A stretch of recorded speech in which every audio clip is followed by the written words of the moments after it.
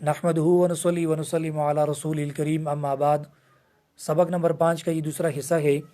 پہلے حصے میں تقریباً 19 مسائل بیان ہو گئے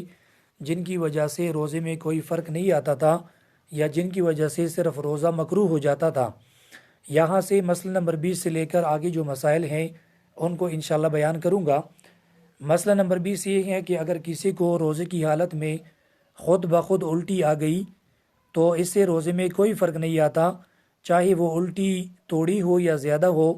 چاہے وہ منہ سے باہر آئے یا وہ حلق سے نیچے چلی جائے، اس سے روزے میں کوئی فرق نہیں آتا۔ البتہ اگر اس نے قصداً لوٹا لی تو اس سے روزہ ٹوٹ جائے گا۔ اس سے ایک مسئلہ یہ بھی معلوم ہوا کہ روزے کی حالت میں جو ڈکاریں آتی ہیں تو اگر ڈکار کی وجہ سے منہ میں پانی آیا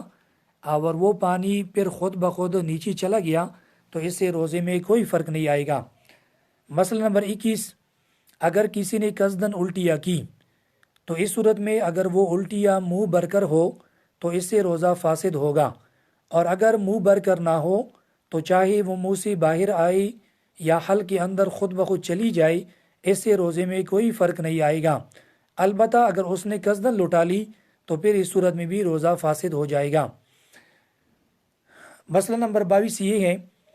کہ اگر کسی نے قصداً الٹیاں کی، یعنی اس نے حلق کے اندر انگلی ڈالی اور پھر اس کو الٹی آئی اور وہ الٹی منہ بھر کر نہ تھی تو چونکہ اس سے روزہ فاسد نہیں ہوتا، لیکن اگر اس نے ایک مجلس میں کئی بار اس طرح کیا، ایک دفعہ اس کو الٹی آئی اور وہ تھوڑی سی تھی، پھر آئی، پھر تھوڑی سی تھی، پھر اس نے قصداً الٹی کی اور پھر تھوڑی سی الٹی آئی، تو اگر ایک مجلس میں اس طرح کیا ہے تو پھر ان تمام الٹیوں کو جمع کیا جائے گا اور یہ خیال کیا جائے گا کہ یہ منہ بھر کر ہے یا نہیں ہے۔ اگر منہ بھر کر ہو تو پھر روزہ فاسد ہوا، اگر منہ بھر کر نہ ہو تو پھر بھی روزہ فاسد نہیں ہوگا۔ اسی طرح اگر کئی اوقات میں الٹی آئی، مثلا صبح کے وقت کسی نے قصداً الٹی کی، پھر ظہر کے وقت قصداً کی اور پھر عصر کے وقت قصداً کی، تو ان تمام الٹیوں کو جمع نہیں کیا جائے گا کیونکہ یہاں پر مجلس جو ہے وہ ایک نہیں ہے، لہٰذا ان کو جمع نہیں کیا جائے گا۔ مسئلہ نمبر 23 یہ ہے، کسی عورت کو دیکھنے سے یا کسی بات کا خیال آنے سے یا اپنی بیوی کی مخصوص اعضاء کو دیکھنے سے اگر منی خارج ہوئی تو اس سے روزہ فاسد نہیں ہوگا، البتہ اگر اس نے ہاتھ کا استعمال بھی کیا تو پھر روزہ فاسد ہو جائے گا۔ مسئلہ نمبر 24 یہ ہے کہ روزے کی حالت میں عورت کا بوسہ لینا یا عورت سے بغلگیر ہونا یا اپنی بیوی کے ساتھ ایک بستر پر سونا یا اس کو ہاتھ لگانا، اس کی دو صورتیں ہیں۔ پہلی صورت یہ ہے کہ اگر انزال کا خطرہ ہو یا ہم بستر ہونے کا خطرہ ہو تو پھر یہ چیزیں روزے کی حالت میں دن کے وقت مکروہ ہیں، یعنی عورت کا بوسہ لینا، بغلگیر ہونا، ایک ساتھ سونا یا ہاتھ لگانا۔ اگر اس سے انزال کا خطرہ ہو، فارغ ہونے کا خطرہ ہو یا پھر ہم بستر ہونے کا خطرہ ہو تو پھر دن کے وقت یہ مکروہ ہے، اور اگر انزال کا خطرہ نہ ہو یا ہم بستر ہونے کا خطرہ نہ ہو تو پھر دن کے وقت بھی یہ مکروہ نہیں ہے، بلکہ اس سے روزے میں کوئی فرق نہیں آتا۔ پھر اگر خدا نخواستہ دن کے وقت کسی نے اس طرح کیا اور اس کو انزال ہو گیا، یعنی منی خارج ہوئی، تو اس سے روزہ فاسد ہوگا اور اس صورت میں قضا ہے، کفارہ نہیں ہے۔ لیکن اگر کسی نے ہم بستری کی تو پھر اس صورت میں روزہ فاسد بھی ہوا، قضا بھی ہے، کفارہ بھی ہے۔ مسئلہ نمبر 25 یہ ہے کہ روزے کی حالت میں بیوی کے ہونٹ کو منہ میں لینا، کسنگ، جس کو انگلش میں کسنگ کہتی ہے، یا مباشرت فاحشہ یعنی برہنہ ہو کر مرد کی عضو خاص کو عورت کی عضو خاص کے ساتھ ٹچ کرنا بغیر کسی کپڑے کے،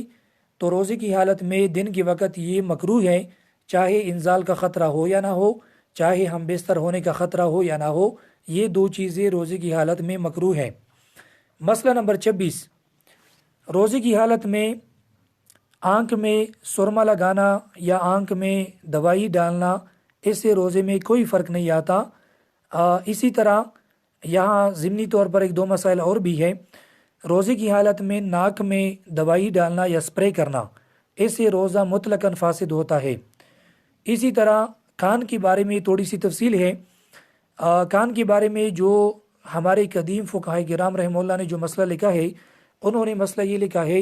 کہ روزے کی حالت میں کان میں دوائی ڈالنا یا قصدن پانی ڈالنا، اس سے روزہ فاسد ہو جاتا ہے، کیونکہ انہوں نے علت یہ لکھی تھی کہ کان اور حلق کے درمیان ایک سوراخ ہے۔ لیکن جو جدید میڈیکل ریسرچ ہے، تحقیق ہے، اس میں یہ بات آئی ہے کہ کان اور حلق کے درمیان سوراخ اس طرح نہیں ہے کہ جیسے دوا جو ہے وہ یعنی منفذ اصلی کے ذریعے وہ دوا نیچے آئی۔ تو لہٰذا جدید تحقیق یہ ہے، جدید فتویٰ یہ ہے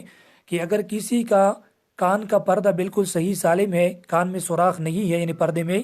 تو اگر وہ دن کے وقت بھی دوائی ڈالے یا پانی ڈالے تو اس سے روزہ فاسد نہیں ہوگا۔ البتہ احتیاط کا تقاضا یہ ہے کہ اگر شدید ضرورت نہ ہو تو دن کے وقت کان میں دوائی ڈالنے سے اجتناب کرنا چاہیے۔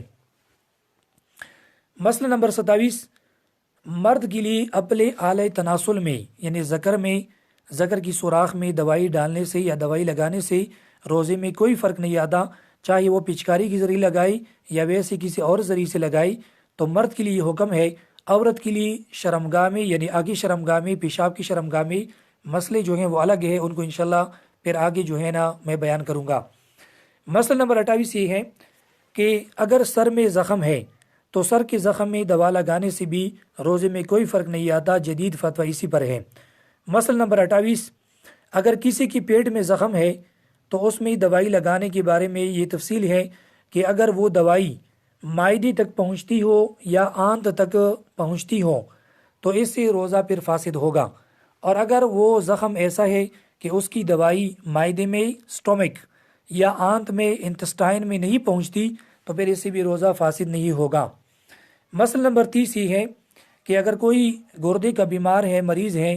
اور اس کو دن کے وقت ڈیالسس کیا گیا تو اسی بھی روزے میں کوئی فرق نہیں آتا۔ مسئلہ نمبر 31، روزے کی حالت میں آکسیجن لینا، اگر آکسیجن خالص ہے، اس میں کوئی دوائی وغیرہ نہیں ہے، کوئی ذرات نہیں ہے، تو پھر اس سے روزے میں فرق نہیں آتا، اور اگر اس میں کوئی دوائی ملائی گئی ہے یا اس میں ذرات ہیں تو پھر اس سے روزہ فاسد ہوگا۔ جامعہ علوم کراچی کا فتویٰ یہ ہے۔ مسئلہ نمبر 32، بعض ہومیوپیتھک دوائیاں ایسی ہوتی ہیں کہ جن کو سونگا جاتا ہے اور صرف سونگنے سے وہ بیماری ٹھیک ہو جاتی ہے، تو اگر وہ دوائی ایسی ہے کہ اس میں ذرات وغیرہ اندر نہیں جاتے تو پھر اس سے روزہ فاسد نہیں ہوگا، اور اگر ذرات وغیرہ اندر جاتے ہیں تو پھر روزہ اس سے فاسد ہو جائے گا۔ مسئلہ نمبر 33 یہ ہے کہ اگر کسی کی معدے میں زخم ہے یا کسی کی ایسوفیزکس میں یعنی حلق سے نیچے وہ زخم ہے تو اس کے لیے انڈوسکوپی جو کیا جاتا ہے، اگر انڈوسکوپی کے اوپر ویزلین وغیرہ یا کوئی جلی وغیرہ نہیں لگائی گئی، کوئی رطوبت وغیرہ نہیں لگایا گیا، اور وہ انڈوسکوپی اس کو ڈاکٹر اندر لے کر چلا گیا اور پھر اس کو باہر نکالا تو اس سے روزے میں کوئی فرق نہیں آتا۔ البتہ اگر اس نلی کے اوپر کوئی ویزلین وغیرہ لگائی گئی ہو یا کوئی اور جلی وغیرہ لگائی گئی ہو تو اس سے پھر روزہ فاسد ہو جائے گا۔ مسئلہ نمبر 34 یہ ہے کہ بدن کے اوپر ویکس لگانا، اس سے روزے میں کوئی فرق نہیں آتا۔ مسئلہ نمبر 35، ٹھنڈک کے لیے دن کے وقت غسل کرنے سے بھی روزے میں کوئی فرق نہیں آتا۔ اسی طرح اگر کسی نے کپڑے کو تر کیا اور تر کپڑا اپنے سر کے اوپر رکھا یا جسم کے اوپر رکھا تو اس سے بھی روزے میں کوئی فرق نہیں آتا۔ مسئلہ نمبر 36، وضو کے علاوہ بھی دن کے وقت کلی کرنا، اس سے بھی روزے میں کوئی فرق نہیں آتا۔ مثلا کسی کی منہ میں بدبو جو ہے پیدا ہوتی ہو اور منہ کا ذائقہ جو ہے وہ تبدیل ہوتا ہو تو دن کے وقت اگر وہ کلی کرے بار بار تو اس سے روزے میں کوئی فرق نہیں آتا۔ مسئلہ نمبر 37، کان کے اندر جو میل کچیل ہو اس کو نکالنے کے لیے کوئی یعنی مطلب ماچس کی تیلی وغیرہ یا کوئی اور چیز داخل کرنا اور کان کا میل نکالنا، اسی بھی روزے میں کوئی فرق نہیں آتا۔ آگے مسئلہ یہ ہے کہ روزے کی حالت میں شوگر چیک کرنا اور کرانا، اس سے بھی روزے میں فرق نہیں آتا۔ جامعہ علوم کراچی کا فتویٰ یہی ہے۔ اور آخری مسئلہ یہ ہے کہ روزے کی حالت میں بھاپ لینا، آج کل چونکہ کرونا وائرس ہے اس میں بھاپ لینے کا کہا جاتا ہے، تو روزے کی حالت میں بھاپ لینے کے بارے میں تفصیل یہ ہے کہ اگر وہ